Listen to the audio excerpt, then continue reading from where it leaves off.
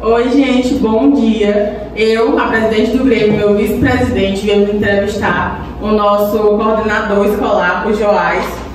E a gente vai entrevistar ele com um tema de historiador, tá bom? Vou deixar agora a palavra com o meu amigo vice-presidente Samuel. Olá, Joás. Então, como foi a sua vida estudantil? Pessoal, bom dia. Antes de responder a pergunta, eu gostaria de parabenizar o Grêmio por esta iniciativa, algo realmente muito engrandecedor para os nossos estudantes, né? Bem, a minha vida estudantil ela sempre foi em escola pública, né?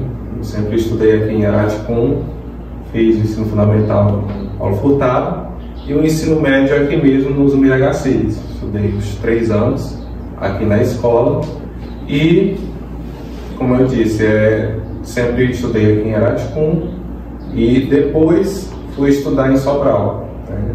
Consegui passar no Enem e passei a estudar em Sobral, onde cursei a minha graduação em História, né, que é o motivo da nossa entrevista hoje. Bom, Joás, agora eu quero que você diga para os nossos telespectadores por que você escolheu o curso de historiador.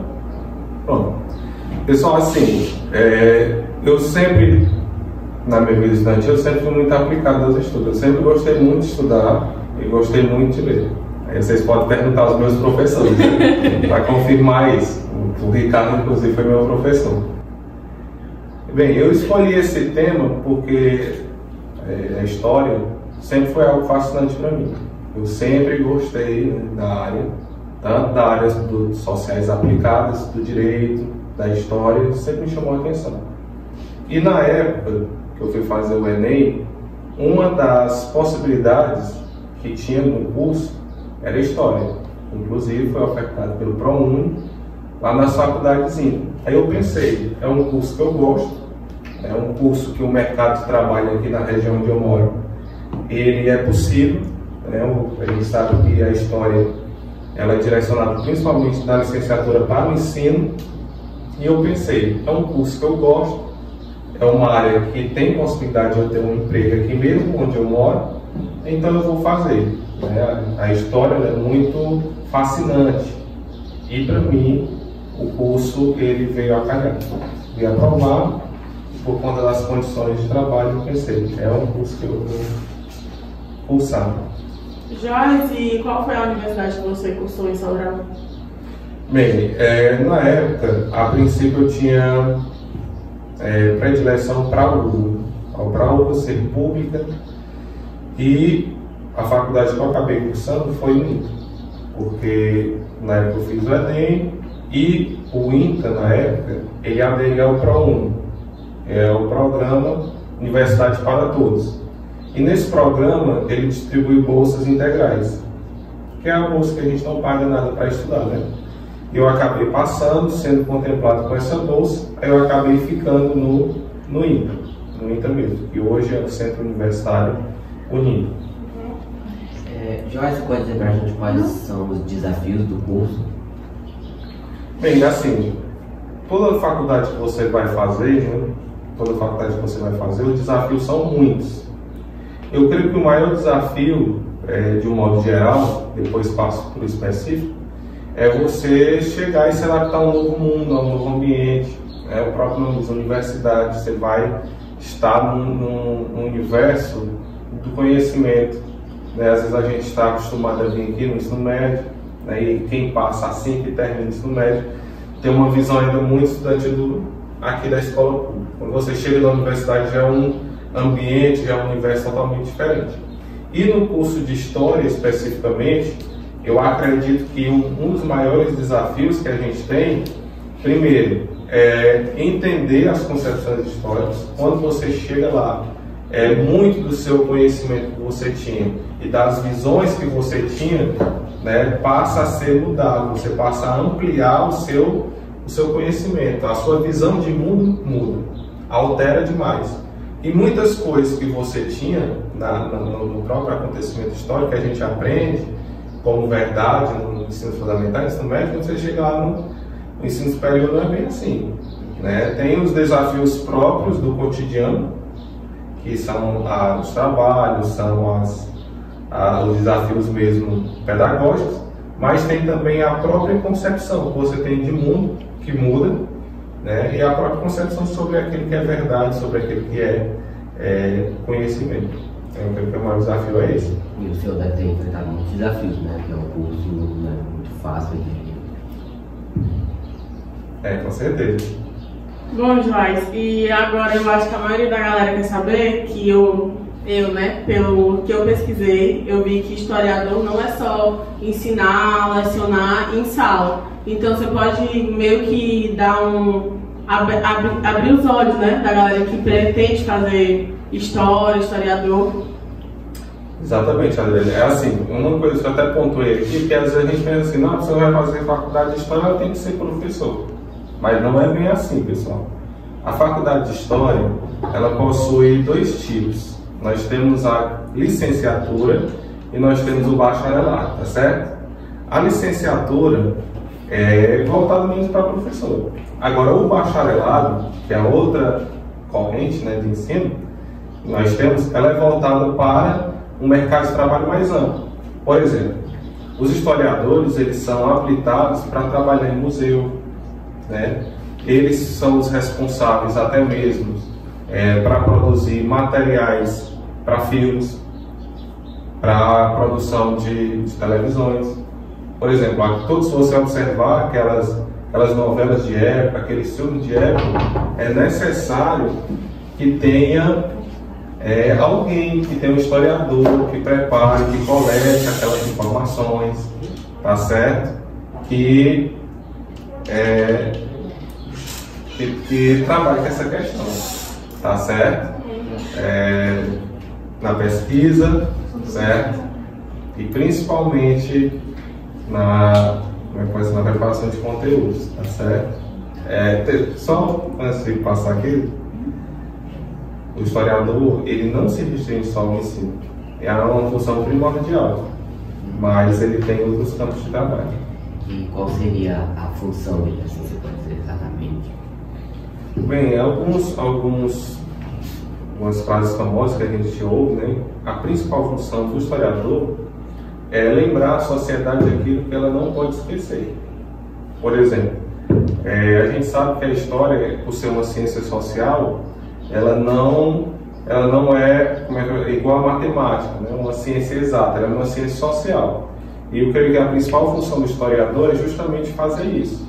Relembrar a história para que as coisas ruins do passado não aconteçam, não se repitam, né? É fazer com que a sociedade ela se lembre, certo, do seu passado, se lembre daquilo que aconteceu, para que aquelas coisas ruins não se repitam, certo? Eu acho que a função do historiador é mais como uma espécie de incômodo para parcelas da sociedade, né? Lembrar a sociedade, guardar a memória é importante. Uma sociedade sem história ela não se sustenta. Bom, Joás, você falou que a sociedade sem história realmente não se sustenta. A gente queria saber, especialmente uma curiosidade minha, como os historiadores acessam tanto ao passado, porque eles que descobrem, né, realmente a história passada, pesquisando, estudando, viajando para outros locais, e eles acham a história onde eles vão. Então eu queria que você me dissesse como é que vocês acessam ao passado, além de museus e esses lugares. Adriana, é assim, o historiador, para que ele possa fazer um bom trabalho, ele utiliza as fontes históricas, certo? As fontes históricas são o local de onde nós tiramos os nossos materiais de trabalho, né? Até um certo tempo, as fontes históricas eram consideradas só os materiais escritos, só os documentos escritos, até por volta aí do século XX, certo? Mas depois, com um novo movimento, com a nova história, né, o historiador ele pode utilizar qualquer coisa como fonte histórica. Um registro fotográfico, pode utilizar a história oral, certo? Os depoimentos das pessoas que viveram aquela situação, certo? E tem algumas ciências que também auxiliam o historiador. Por exemplo, a arqueologia. A arqueologia é uma das maiores aliadas do historiador. Porque através dos conhecimentos obtidos pelos arqueólogos, o historiador ele pode produzir a história, certo? Além da arqueologia, tem a geografia, certo? E tudo que a gente vê, tudo que a gente pega e tudo que a gente ouve pode servir como fonte histórica para produzir sobre um determinado assunto. Por exemplo, vou dar um exemplo clássico aqui. Até um certo tempo, as pessoas consideravam que os índios não tinham história por conta que não tinham documentos escritos. Mas a gente sabe hoje que isso é um absurdo, né? A fonte da história oral ela também é uma grande aliada para que a gente possa produzir conhecimento. Entendi. E o senhor pode dizer para a gente aqui qual que é o seu ponto de vista dessa profissão de historiador? Eu acho que é uma profissão fundamental. Eu creio que todo mundo vai dizer isso, né? Vai defender a sua profissão, mas por que eu digo que a história é fundamental? Primeiro por conta do ensino, certo? Uma pessoa que tem contato com a história, uma pessoa que se dedica a estudar a história, ela tem uma visão crítica da sociedade, certo? E essa visão crítica não se resume só no criticismo, é o criticar por criticar, não, certo? Quando a gente tem um contato com a história, quando a gente sabe da função da história, quando a gente conhece o nosso passado, a gente consegue evoluir, se desenvolver, tá certo? Por isso que a história é importante. Porque que às vezes nós vemos no nosso país muitas pessoas ou muitas coisas acontecendo, né, de modo como está? Porque às vezes as pessoas não pensam, as pessoas não conhecem, né? E a história ela serve para que você conheça o seu passado, conheça o seu país, conheça a sua história e a partir dessa visão, né, essa visão crítica, esse conhecimento alargado que você tem, você possa, de certa forma, trabalhar na sociedade para modificar aquilo que lhe incomoda, aquilo que incomoda na sociedade. E a história é fundamental nisso, não conhecer e não formar o conhecimento crítico, certo? As ciências sociais têm isso, né? E a história é uma delas. E o engraçado é que tudo se liga, a geografia se liga à história, e a história se liga à geografia, tudo tem uma ligação, porque realmente um necessita do outro. Mas, Joyce, agora eu quero saber, quais as variedades de especializações que tem um historiador, assim, de vantagem depois da faculdade? Porque realmente depois da faculdade a gente tem que ter uma especialização. Então, você pode me citar algumas? Pronto. Adriana, assim, como eu lhe disse, a história ela tem basicamente duas correntes, né? Duas correntes das qualificações. Nós temos as licenciaturas, né, que, como eu disse, a licenciatura ela forma para o ensino, né? As pessoas que estão na licenciatura são aquelas pessoas que estão aptas ao ensino básico, ao ensino médio, ensino fundamental. E a pessoa ela pode progredir na carreira, certo? No magistério. Pode fazer uma pós-graduação, pode fazer um mestrado, um doutorado, e a partir de então está apta para lecionar nas universidades, no ensino superior, certo? Se a pessoa quiser trabalhar com a pesquisa, ela vai para o bacharelado. Aí ela faz pós-graduações, ela pode escrever livros, pode trabalhar em museus, pode servir como auxílio a essas produções cinematográficas, televisivas, certo? Ela pode produzir livros, pode produzir conhecimento, certo? Mas aqui, bem franco, na nossa realidade mesmo, aqui no interior do estado, a gente sabe que a história, as faculdades, né, se preparam mais para o ensino. Se você quiser ir para as capitais, para os centros econômicos do nosso país, aí você tem um leque bem maior, certo? Inclusive, hoje no nosso país, há uma luta muito grande para regulamentar essa questão do historiador. Há uma luta muito grande, e se eu não me engano, foi até aprovado recentemente, que o historiador ele passa a exercer algumas funções de modo privativo, ou seja, é algo que só ele pode fazer. E você pode citar algumas vantagens desse curso? Bem, além das que eu já citei aqui, da própria formação da pessoa, né? Do próprio conhecimento da sociedade, dessas opções que você vai ter de emprego, eu posso citar que o historiador, ele tem como função primordial na sociedade é trabalhar o pensamento crítico mesmo, certo? Por exemplo, as nossas aulas de história, quando você conhece a história do passado, quando você conhece os acontecimentos do passado, você consegue ter uma nova visão da sociedade. Você passa a enxergar, né, a nossa sociedade que você convive de um modo totalmente diferente. Que a gente também absorve muito, né? Em questão de aula, a gente observa muito conteúdo. Aí quando a gente vai vendo aquele conteúdo do passado e comparando a sociedade hoje, a gente vê que é um leque muito grande de coisas, de informações. Você pode prestar atenção no passado, tem muitas histórias, né? Várias histórias.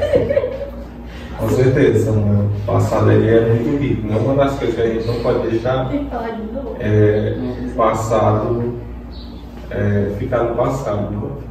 Claro, tem algumas coisas que a gente tem que deixar no passado mesmo, né? As coisas ruins. Eu dá, né? Quando você as guerras tudo de novo. Mas algumas coisas, né, que a gente precisa melhorar, somente para a sociedade brasileira. Se você for a fundo mesmo, ver muita coisa que está acontecendo hoje, não é de agora, é há muito tempo, no nosso país principalmente. E eu acho que uma das coisas que falta muito ao brasileiro, né, ao brasileiro médio, é conhecer sua própria história. Conhecer porque algumas coisas acontecem no nosso país, algumas coisas que estão enraizadas na nossa sociedade, são fruto de uma sociedade que há muito tempo, nosso país mesmo foi explorado por muitos anos, né? Nosso país tem mais tempo de subserviência aos portugueses do que propriamente independência. Nós pegarmos aí o Brasil tem o quê? Tem menos de 200 anos de independência e mais de 300 subserviente a Portugal. Entendi. Então, essa é a nossa entrevista, nosso podcast com o Joás, e o que eu queria que você dissesse para todos os nossos telespectadores é que você pode dizer alguma frase motivacional para quem tem vontade de cursar, de fazer esse curso, tem esse sonho, né, de se tornar um historiador. Você pode falar alguma coisa para os nossos telespectadores? Bem, eu gostaria também de agradecer a oportunidade de falar aqui com vocês e deixar o recado para quem gosta de história, para quem pretende estudar, que permaneça, que estude, leia bastante, procurar fazer leituras não somente do passado, mas também dos dias atuais e principalmente, pessoal, eu creio que é um conselho genérico que serve para todas as áreas. Primeiro, se você quer aquilo, se você tem um sonho, né, é importante não desistir. Eu mesmo, quando fui cursar a faculdade de História, eu gostava, né, da faculdade, mas muitas pessoas me diziam para mim, olha, vai fazer essa faculdade de História, mas tem não sei quantas pessoas formadas aí na mesma área que você, aí no Araticum tem uma turma que está se formando, vai ser 40 pessoas, 40 profissionais formados em História. O que a gente precisa fazer é não dar ouvidos às pessoas que querem nos desmotivar. Eu pensei, não, realmente vai ter muita gente, mas no mercado de trabalho se destaca quem procura trabalhar com dedicação, né? E isso na área da história também. Às vezes as pessoas falam, mas vai só ensinar. Não necessariamente. Certo? Você tem outras possibilidades, como eu falei. E o que eu deixo não desista, prossiga no seu sonho e principalmente, pessoal, trabalhe por ele. Não adianta eu só sonhar. Se eu sonhar, eu quero, pronto, quero. Até eu pergunto aqui aos meninos muito, né? O que é que você quer? Eu quero isso. O que é que você está fazendo para isso? Nada. Não vai sair, né? Do papel e nem do sonho, tá certo? Por isso tenha aquele sonho, não desista e principalmente trabalhe por ele. Se você trabalhar por ele, você vai conseguir. Se você não trabalhar, tenha ciência, não vai cair do céu. Você não vai entrar na faculdade se você não estudar, você não vai conseguir concluir se você não batalhar, e você não vai conseguir um bom emprego se você não se qualificar. Sem esforço ninguém ganha, tem que se esforçar o máximo que puder. Então é isso, galera. Agradecer aqui ao Joás, né, que concedeu essa entrevista pra gente. E a gente se vê no próximo podcast. Tchau, gente! Tchau.